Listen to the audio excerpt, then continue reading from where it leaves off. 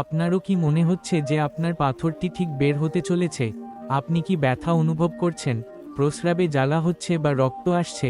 তাহলে কি এমন কিছু করা উচিত যাতে এই পাথরটি যত তাড়াতাড়ি সম্ভব বেরিয়ে যায়? এই বিষয়ে আমরা কথা বলবো। দেখুন, পাথর যখন বের হয় তখন সাধারণত ইউরেটারে আটকে যায়।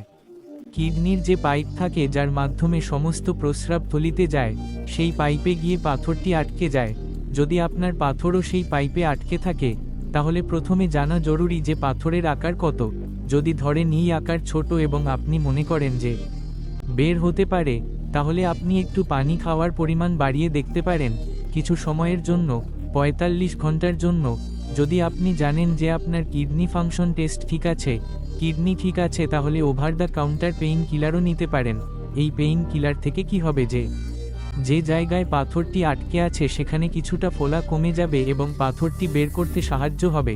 সবচেয়ে ভালো হবে যদি এমন অবস্থায়ও আপনি আপনার ইউরোলজিস্টের সাথে দেখা করতে পারেন, তাহলে সেটাই সবচেয়ে ভালো হবে।